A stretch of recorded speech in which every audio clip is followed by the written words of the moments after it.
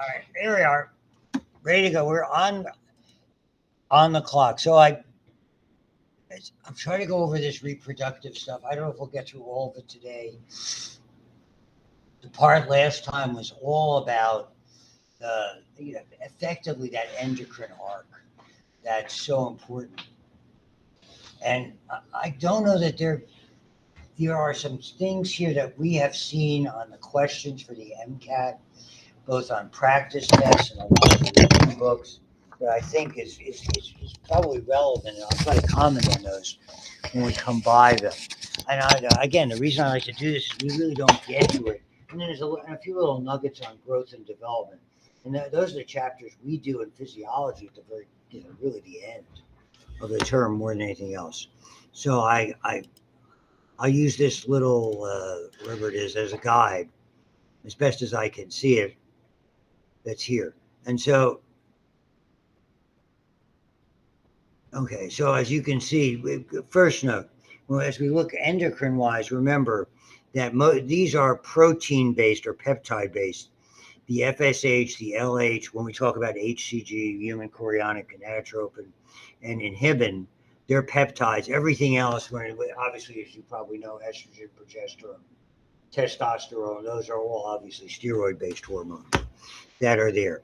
So, yeah, it's a very easy review. To me, the male anatomy and the female anatomy are fairly straightforward. I don't see a lot of them that are there. Okay, that really there's anything more than just basic anatomical knowledge. So, okay, the organ is, as you can see, the gonads, organs involved in the production of gametes. In the male, obviously the testes. Where does it occur? Seminephros tubules. And again, if you remember looking at the illustrations, and they're easily available, that are there, effectively, this is just a long series as this repeating pattern we see in anatomy of like tortuous, twisted, compacted tubular structures that produce, and there's different cells that are part of that are all relevant that are here. Long twisted tubes, they're lined by Sertoli cells and spermatogonia. And they're different. The spermatogonia are where the sperms are produced, and they give you sort of the list of the names. And I think the names may be relevant as to whether when they're produced pre-production, at production, and when they finally make the transition to sperm. So I think that's significant as well. Okay, they're there. And the Sertoli cells as well. So spermatogenesis, formation, is located in the seminephros tubules and arise from epithelial cells. And so what you're going to see, they start as spermatogonia, and then they become spermatocytes as they mature, and they go into where they are collected. They're spermatids. Remember, that's in the epididymis, and then spermatozoa. So they'll give you the transition. There it is. The Sertoli cells, also stimulated by FSH, which stimulates the sperm production, they nurture the spermatocyte and the spermatids. Okay. The interstitial cells of Leydig, that's a name I would remember as well. Okay.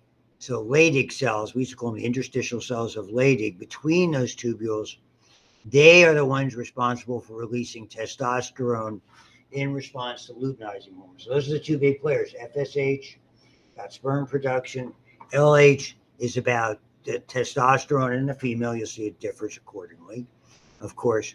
So testosterone is the big player, stimulates the germination. Testosterone is responsible, as we already know, as it begins to be produced significantly at puberty, both in the male and the female, for both of the, for the estrogen and progesterone, as well as testosterone, secondary sex characteristics that are part of it. So it stimulates the germ cells to differentiate into sperm as well. So it plays a sort of a parallel role in the early germinating cells to really start sperm production. So the characteristics that are there, growth spurts at puberty, closure of the epiphyseal plates, which is important as well. The Sertoli cells, if you go back up here and look at the Sertoli cells, they secrete the inhibin, which is the peptide hormone that acts on the pituitary gland to inhibit FSH secretion. So that's part of the negative feedback apparatus that's there. What's interesting is it's almost the onset of puberty appears to be either where the area becomes less sensitive to the inhibin. I mean, it's a little hard to characterize the start, and even more so in the female than in the male. But normally that's its role. It basically acts as part of the negative feedback to limit production of that. And when those levels fall, then there's more FSH is produced. So the spermatogonium is the stem cell that eventually undergoes meiosis. Once the cell enters meiosis, so this is the transition. Spermatogonium or spermatogonia, okay, and then it becomes a spermatocyte. At the end of meiosis, it is the spermatid. And then what happens is it eventually matures into the true sperm, okay, not the spermatogonium, but the spermatozoan, which we just call sperm. That's the transition between this, and I'll show you these illustrations in this little manual that's here that I've copied for you. It loses its cytoplasm, and then you get the head, the midpiece, and the tail. You'll see in the fixture. And this is an illustration that you recall we looked at in that, and you always see the same illustration where you can see the tubular structure that's so complex, leading into more of a similar tubular structure for development. What occurs there in the epididymis is basically the maturation of that transition when they finally reactivate the sperm cells and they become motile. And that's surrounded by smooth muscle that during ejaculation basically causes the stored release from this area and works its way up through the ductus deferens or vas deferens in and around, and then picks up fluid from the seminal vesicles, fluid from the prostate. The Cowper's gland fluid is limited. That's more of a lubricating fluid. It doesn't really add significantly to the volume of the ejaculant. And again, the volume of the ejaculant is very little of it is numerically it's predominated by sperm cell. Volume-wise, it's predominated by first seminal fluid and then prostatic fluid. There we are. So the key, the centriole, the abundance of mitochondria in the midpiece, the flagellar tail, they are only means of motivation. They don't play, other than moving, other than obtaining movement, they don't play a pivotal role. Sir? So, on like the MCAT per se, would they give us a question like, what is this part of the sperm? They would have an arrow, or is it more just like know these concepts? Yeah, I think it's concepts. I think you're not going to see a heck of a lot. The only thing is I've ever seen them with that they show you graphically is more charts, graphs, okay, that type tabular information. If it was a freestanding question, yeah, then they would probably ask you the role of the acrosome or headpiece. The nucleus is the genetic material, the haploid genetic material.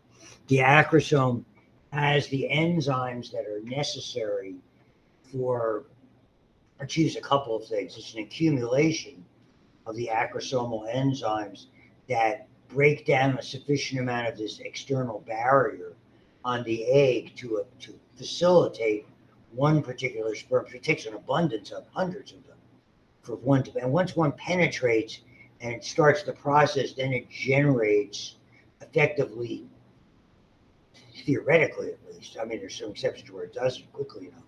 Additional penetration, so you don't get those genetic unusual forms, the XXYs, etc., and things like that. Klinefelter's male and all that. Oh heavens! So the acrosome, lysosome-like enzymes penetrating the egg. The midpiece is all about energy. The nuclear portion of the sperm enters the egg. Okay.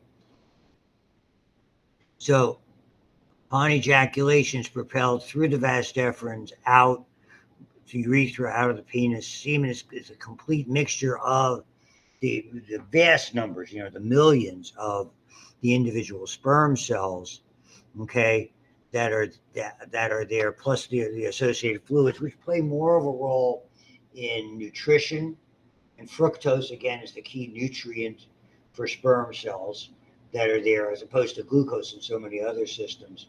And the prostatic fluid, what we know about it is the milky white color, which is so characteristic, and that it plays some role in activation.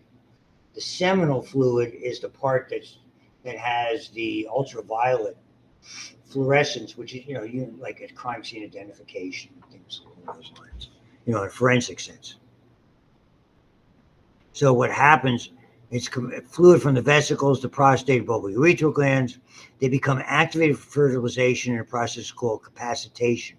So what happens once they're ejaculated into the vaginal area, then this capacitation, sort of this next stage of activation occurs with the fluids that are there, really to get it prepared for its next step on its journey toward fertilization. And they just do a cutout here and a cutout here, but this is where you're looking where the structures are. So here's the spermatogonium, the precursor, the spermatocytes as it goes through meiosis, and then sort of starts meiosis here, becomes a spermatid as it completes meiosis. Now it's haploid, and then eventually the spermatozoon as it sort of makes its way into the epididymis for.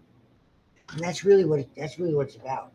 It's what's interesting. There's a couple of things that are interesting with regard to the process. Let me look through it physiologically and give you some nuggets. I should have pumped that up.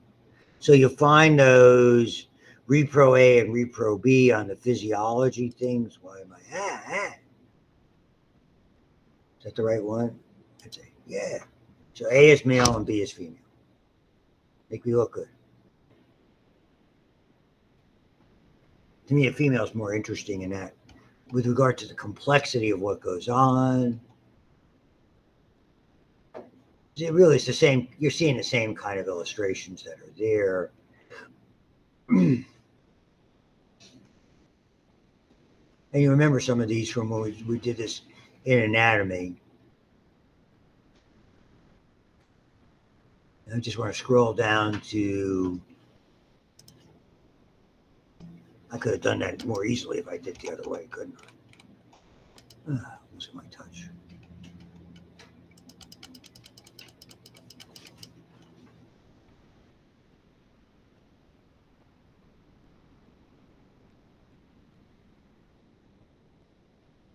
What I find interesting, just little notes as I scroll through this, that are there. Alkaline fluid neutralizes the acidity of the male urethra and the female vagina and enhances motility. So a lot of this is sort of elegantly pH controlled, if you want to think of it that way.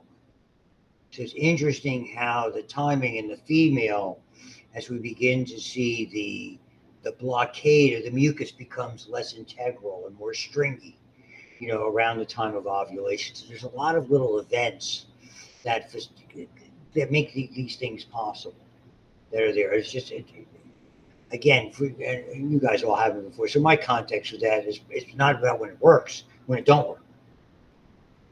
So it didn't work for us, for my first wife and I. That's just, you go figure. So again, the characteristics that are there. So the prostaglandins, the chemical agents that are within these signaling compounds that work locally, decrease the viscosity of the mucus in the cervix, stimulate reverse peristalsis, so it carries the sperm in the appropriate, relaxin and other enzymes, enhancing motility, ATP for energy, suppressing the response, antibiotic type of chemicals. Clotting factors coagulate the semen initially so it doesn't drain out, if you want to think of it sort of, gravitation. That's the right word. And here's the physiology. Is it? What they do with okay. Just, even though we haven't done this in lecture yet, stimulation is parasympathetic, climax or ejaculation in the male, climax in the female are sympathetic phenomena. So it's a wonderful marriage, and we'll go over this again when we do autonomic nervous system, of those two autonomic nervous systems that we don't have voluntary control. Can we initiate them voluntarily? Of course. But the idea is that these are systems that work more or less on their own. And the critical player is right there, nitric oxide. Because that's what causes, and you can see that parasympathetics, the internal pudendal arteries, the arteries that supply a lot of the structures that are in there, which we didn't go into anatomically. And whatever reason, when they are, when that parasympathetic system is stimulated, nitric oxide is a very, very potent and important vasodilator system-wide. Yes, sir. Is that like sleeping gas or laughing gas? That's nitrous oxide. That's nitrous. Okay. Nitrous. It's whatever one is nitric and one's nitrous, whatever how many electrons are there. Remember, I was a chemistry major, but I forget that. And that's the nitric oxide is how ED medicines work. They basically prevent its deactivation rapidly. So when they discovered how that worked, it turned into a mega industry. Which I'm going to tell you, it's been around for the last 25, less than 30 years, I would think. I'm trying to think of when that came into it.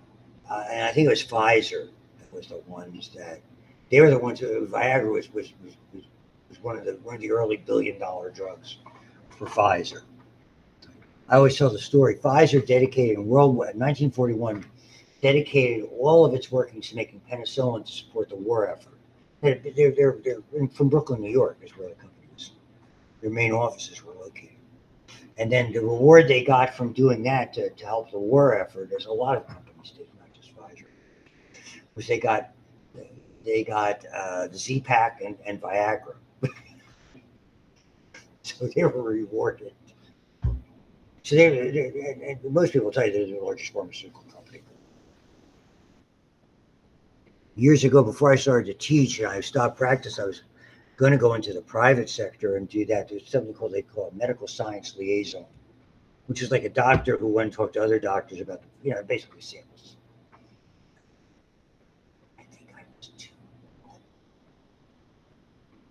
old. Oh. I can see like what's the show, Rural Pains or whatever, where that guy's like the house doctor that goes to all the rich people's houses. That could have been you. Yeah, it could have been. We find that people in the pharmaceutical industry have two things in common, and you folks should take this to heart if you ever want to go into the private sector. Young female and pretty, young male and handsome. They want people who are good. I'm not telling tales out of school.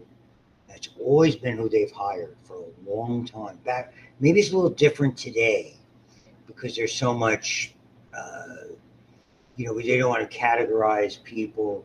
And, but when I was in practice, I mean, they were instructed, the salespeople were instructed to be very friendly, if you know what I mean. Almost invitingly friendly. Didn't mean something would happen, but it was the idea of being invitingly friendly, which is very much objectifying people, which certainly is terrible. But it occurred. Okay, so what happens? The arterioles dilate. Those two bodies, those corpora, cavernosa and spongiosa, as you remember anatomically, they engorge with blood. So that's penile rigidity, etc. All the different things that can trigger it, etc., etc. And then the sympathetic nerves take over, and that leads to effectively the ejaculation portion of it. That's their climax, whatever you want to call that. Refractory period afterwards, a certain amount of time. Because it's a large. There's so many reasons today. We probably see more ED today. I've read a lot about that. I mean, suggesting that is it environmental toxins? Is it some type of is it something environmental? Are there other factors that are involved with it? It's kind of interesting how it is. A lot of medications this is particularly this. Blood pressure medicines and antidepressant medicines are probably the two that are implicated, because blood pressure is based on not, basically trying to control blood flow or limit excessively, and this is sort of the opposite, if you want to think of it that way. Diabetes being a significant feature, and they go into all these different cellular elements, which you won't have to go through for the for the MCAT wise, I'm sure. Again, the stem cell being the spermatogonia, the process called spermiogenesis, okay, forming spermatocytes, and then eventually forming spermatids, which, and as they mature, they become sperm. I mean, maybe that's the way I would look at that. And that's, you're seeing it, continually seeing that same kind of illustration that's pointing it to you. And here we get the acrosome with the enzymes that we were talking about before. This is just the developmental phase that's involved. The amount of time, which is fairly long. So you're looking at what, 9-10 weeks or so. Okay, that are there. Those compartments are in the blood testes barrier, I would remember, because they're not part of self, that are there. I don't think it'd be that detail with binding proteins, the infertility nuggets that are there. And there's the axis that we had talked about before. So there, consistently we see that, and this is the part I was getting to, even though there's a little rise in early infancy, and I think it's just a completion of let's say, the gender development, sort of saying the means, as puberty, high levels of testosterone are required to suppress that. So exactly what triggers it, I don't know that they've identified why it occurs. But this is the interesting thing. We see it during fertilization, and again, immediately post-birth, you have a little increase in testosterone. Then they effectively disappear. And then once they come in the male, once they basically reach adult levels, let's say in the mid to late teens, they stay there for a prolonged period of time, for the most part. So the problem is less sperm production than erectile dysfunction, and those other factors are probably more relevant to let's call them performance issues. They're there to see about 3 years to achieve, etc., etc. That's about that. Okay, back to this. Moving on.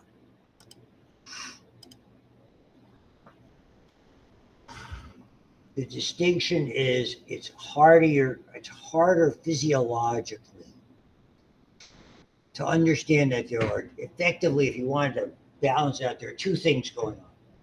There's a menstrual cycle and an ovulation cycle that are hormonally controlled and very significant. I mean, so it's a much more complex kind of an arrangement. Also, the big anatomical distinction is that eggs are ovulated into the abdominal perineum. Remember this from anatomy. They're ovulated directly into the cavity, so they have to be swept up, and so it's not a closed system. So that immediately makes it a less reliable. It's not like it's going from one tube directly into another tube. There's a finite amount of time where the egg is in the abdominal peritoneal cavity and usually swept in to the fallopian tubes or uterine tubes, whatever they're calling them today. So as you can see, sperm constant rate every day. They don't really have a true monthly cycle in that regard. So it starts with, and again, the ovarian cycle begins at birth with the start of oogenesis. All of the eggs of the female are arrested as primary oocytes. Remember this, prophase 1, meiosis, at birth. At puberty, the cycle begins. FSH stimulates the growth of the granulosa cells, and then what happens at each month, one oocyte is selected as a primary oocyte. The granulosa cells then secrete a substance around it called the zona pellucida. Okay, the interstitial tissue grow around the follicle to form a secondary follicle. And then upon stimulation by luteinizing hormone, the theca cells secrete an androgen, which is converted to estradiol by the granulosa cells in the presence of FSH secreted in the blood. So there's a complicated nature of the interplay between both of these. So it's not just, you see, you have to have the combination of the FSH, the follicle stimulating hormone as well as the luteinizing hormone to secrete and eventually make the estradiol, the active portion of estrogen.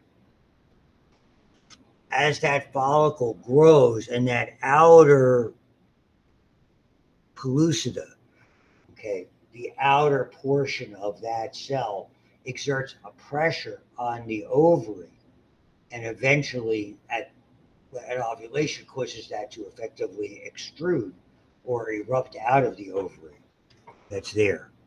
Okay. Just before ovulation, the estradiol levels rise rapidly. And this is interesting. In the female reproductive, we see more positive feedback. In the birth process, certainly with oxytocin, that's a classic positive feedback along with blood clotting. This is another one. This, what they call the luteal surge, which is really the trigger for ovulation. So what happens just before ovulation, the estradiol levels rise rapidly. A dramatic increase in LH secretion, the luteal surge, results from positive feedback with rising estrogen levels and LH levels, which increase more estrogen. The luteal surge causes ovulation, the follicle bursting out, the secondary oocyte having just completed meiosis 1 into the body cavity. Again, it's a biovascular cavity where meiosis 1 that has been completed, and it will not complete the second phase of meiosis until fertilization occurs. Effectively, as you will see as we go on. So the egg is swept in by the fimbriae, again, those little eddies and currents by fimbriae action. The follicle was, so if you understand that what happens, the egg portion, which is now a secondary oocyte, is what goes in. What is left of that follicle stays in the ovary, and that's extraordinarily important because that becomes the corpus luteum, which takes over hormonal production for, depending on who you read, 10 to 14 days in the absence of implantation, in the presence of implantation, until such time as the placenta takes over. Okay, the corpus luteum secretes estradiol and progesterone throughout the pregnancy, or for no pregnancy, roughly about 2 weeks, until the corpus luteum degrades in what's called the corpus albicans, which is, and that's what you begin to see. So here's the corpus luteum developing. Here's the extrude. So it sort of forms on the periphery of the ovary that's there. Primary follicle surrounded. Secondary, the secondary follicle sometimes is referred to, as you can see here, and it's another name I would remember, the Graafian follicle. So that's a follicle that's ready, more or less ready to go. Ovulation occurs, and then it would be, again, it's not directly in touch. Here's the corpus luteum. Here it is evolved into being able to secrete the estrogen and progesterone, here in the absence of implantation, the deterioration of it. And now they give you the sort of what's going on. So you have two different phases. You have the ovarian cycle. As you can see here, the FSH levels are relatively constant and begin to spike as we get toward ovulation. The LH levels are relatively low, and they don't spike, and you'll notice this is what they're saying before. The FSH levels, which are relatively constant but present, undergo a spike, and that's that positive feedback that leads to that luteal surge. That's really facilitated, as you can see by the diagram, by the estrogen. All of a sudden, there's an abundance of estrogen that leads to the increased, that sort of positive feedback for the FSH, and then leading to the LH. And then progesterone, which is limited, but after ovulation, effectively progesterone levels remain very, very high. And both of these will stay high in the luteal phase if fertilization occurs. The uterine cycle is the cycle that's married to it. By definition, it starts at the day 1 of menstruation. As the tissue sloughs, then the uterine cycle, then the tissue, remember, it's the stratum basalis and the stratum functionalis. The functionalis sloughs, the basalis is there, and then during the proliferative phase, prior to ovulation, under the influence of estrogen, It proliferates at ovulation, then it proliferates even more in preparation for implantation. And the question is whether it occurs or not. That's called the secretory phase. In the absence of implantation, we start over again. It just gets thicker, the glandular structures develop. You remember all this. So, follicular phase, follicle, and ends in ovulation. Luteal phase starts with ovulation and the deterioration and ends, assuming there hasn't been implantation, with the corpus luteum into the corpus albicans. So as you can see, urine cycle begins technically on day 0, which is the same time as the first day of menstruation. Okay. And this is the one that has a little bit of timing variability. The second phase, the luteal phase, is typically 14 days. It's a lot of, there's a lot of variability. With my first wife, there was a ton of variability, but she had very, very distinctly problematic ovaries. And as you might recall me telling you, became menopausal roughly around age 35, 30, very early on. There was ovarian problems ongoing with cystic ovary disease. Okay, and so as the follicle matures, it begins to release more estradiol, menstruation stops, the uterine wall enters the proliferative phase, building, etc., and then after ovulation, the corpus luteum, etc. It's there. So assuming, now we're not looking at it from a menstrual phase, we're looking at it from the pregnancy and embryology portion. So we assume that there's been successful fertilization and subsequently implantation. That's the next part of this. So obviously it's swept toward the uterus by cilia, takes place in the fallopian tubes normally, usually about a third of the way. If you divide the tube, which is relatively short into thirds, you're about a third of the way into the tube where that typically occurs. Most of that looks to be the common point, halfway to 2/3 of the way along the sperm's journey in the tube. So when the acrosome, when it contacts the egg, they're the ones that are just a path through the granulosa cells and the zona pellucida, which you'll recall. The cell membranes of the sperm head and the oocyte fuse on contact. So remember, it's a journey where a bunch of them create the pathway, and the one that eventually is fertilization. Once the membranes fuse, okay, the cell membranes of the sperm head and the oocyte fuse upon contact, and the sperm nucleus enters the cytoplasm. That's the so-called cortical reaction, which prevents or precludes other sperm from fertilizing the same egg.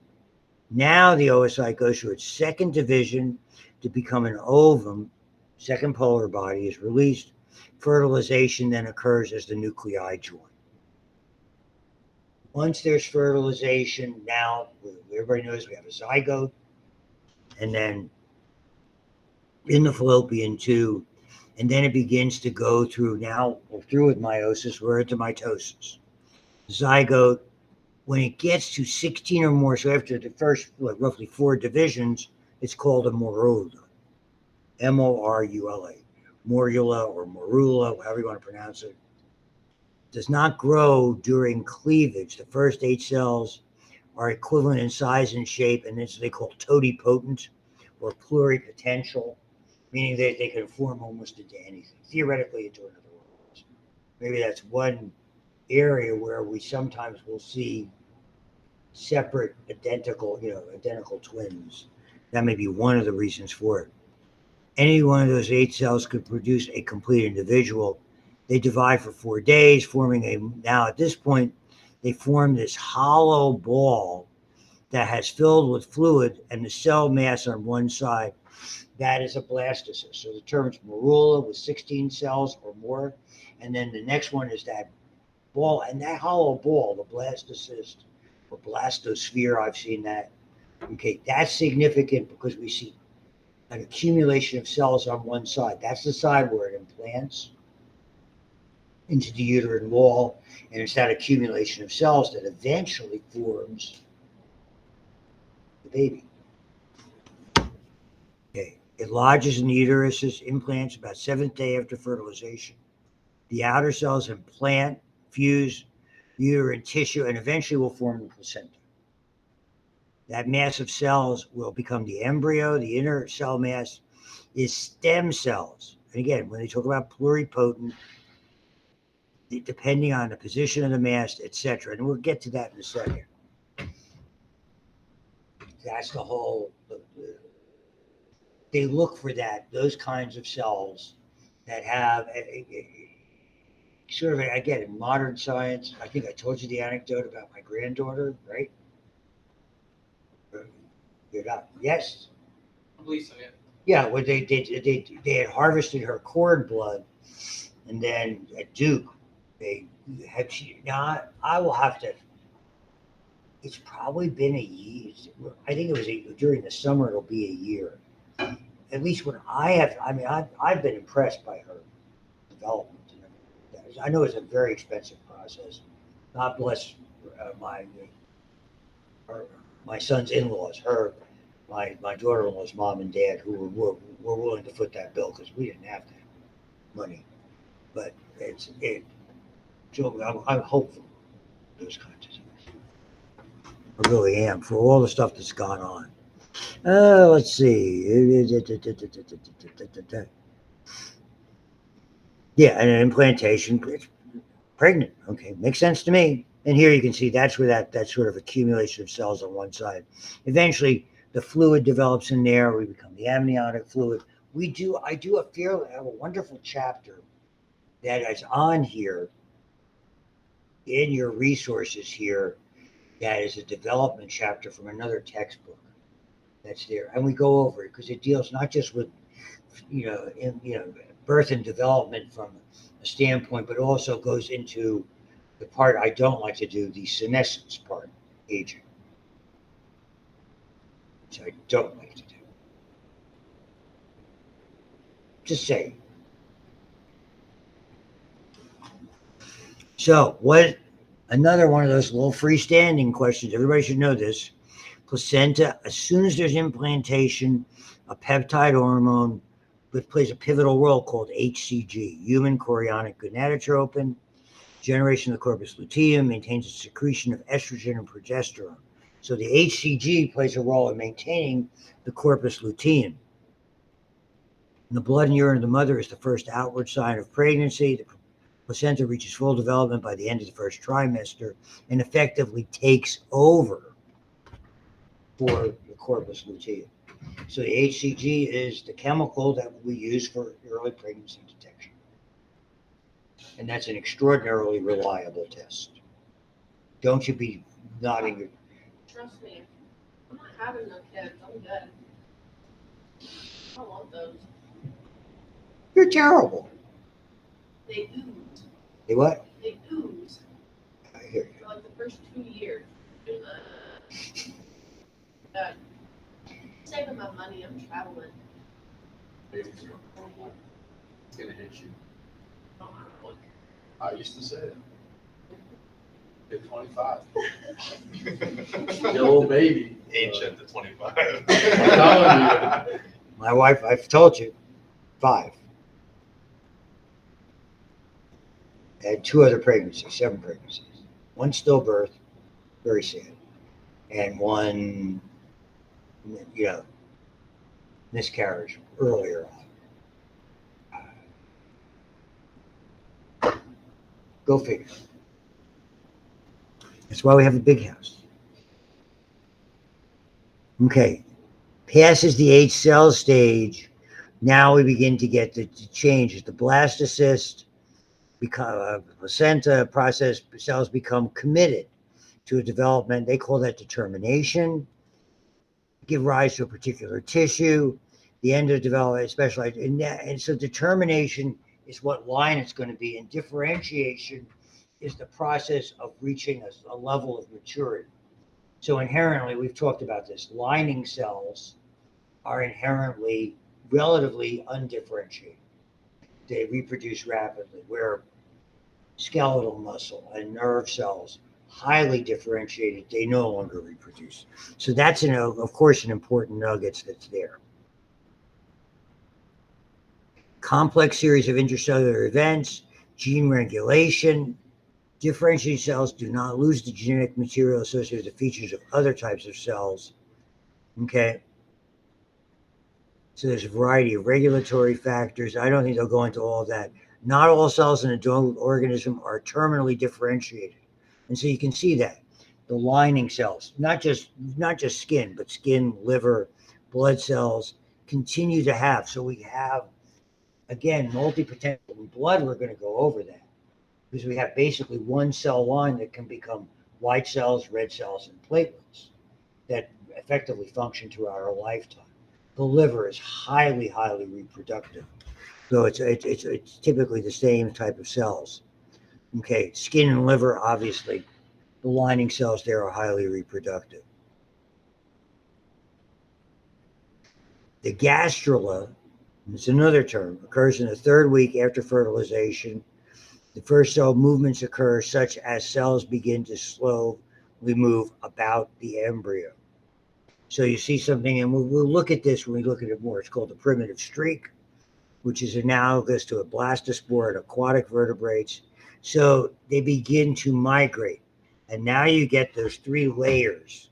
So gastrulation, now we're going to see ectoderm, mesoderm, and endoderm. And you should know, sort of generically, what's in each of those layers. Like ectoderm, skin, and nerve are typically from that same layer. This is something you'll learn about in medicine. That a lot of skin diseases are evidence of nerve disease, very often hereditary nerve disease.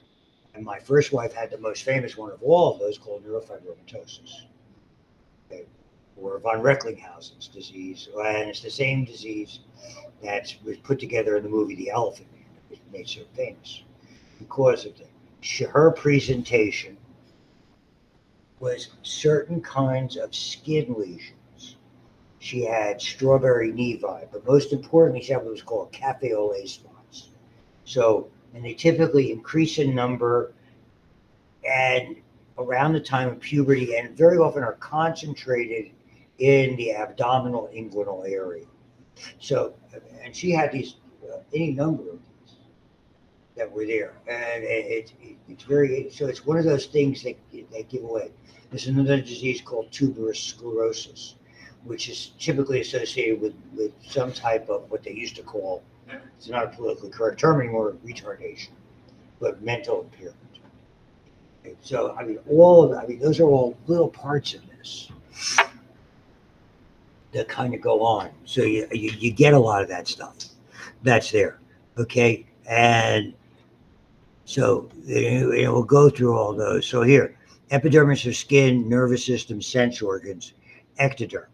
And so since they come from a common ancestral tissue, that's where the relationship. Mesoderm, basically, if you think of it, it's nearly all connective tissue plus, so skeleton, muscles, blood vessels, heart, okay, maybe you want to think of it as organs, gonads, definitely organs, kidneys, dermis of the skin. So epidermis versus dermis. Again, more connective tissue based. Endoderm, I think, gut, respiratory tract, liver, pancreas, thymus, thyroid. So the ectodermal levels, outer coverings such as the outer layers of the skin, nail, tooth enamel, cells of the nervous, central endodermal, lining of the digestive tract, liver and pancreas, mesoderm. So my default to that. So neurulation. So again, remember those things that we have. The notochord made from mesoderm causes overlying ectoderm to thicken and form a neural plate, and then if the notochord eventually degenerates, the neural tube from the neural plate to become the spinal cord, brain, and most of the nervous system. So we begin to see it coming from that area. Again, what's the remnant? Remember what the remnant of the notochord is? Notochord. That was one of the five final features of like nerve. Oh, the nerve cord. Yeah. So like there's like the nerve cord, and then the what is it? The dorsal hollow nerve Dorsal cord. hollow nerve. Okay, so that think of that as the spinal cord and the ventricles. The notochord is the remnant of that is basically what you find the intervertebral, the nucleus pulposus. that you see in the intervertebral discs, and the pharyngeal pouches are your eustachian tubes. Ah, Eustachian tubes, or an old mash. Notochord eventually degenerates. The cells of the ectoderm are closer to the neural tube, neural crest, blah, blah, blah, blah, blah, blah, blah. The cells of the neural crest function as accessory cells, Schwann cells, which we talked about in the lecture. And so you go into what some of these are. Then apoptosis, essential for development of certain things that are there. Destruction of tissue between. So I mean, when you think about webbed fingers and toes, I've actually, interestingly, I surgically separated webbed toes. Pretty neat. And it's not just as easy as cutting them. What you have to do is because if you cut them, they tend to grow back. That tends to refuse. So you have to do like a rotational skin flap.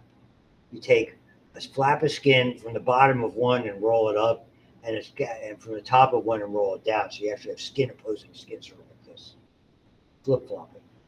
It's a very interesting surgical technique. And I told the guy I would never be as good a swimmer.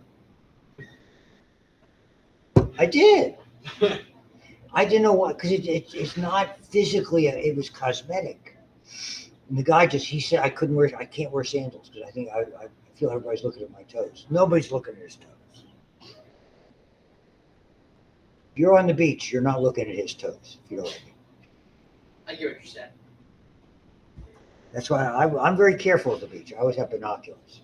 My grandkids could be in the water.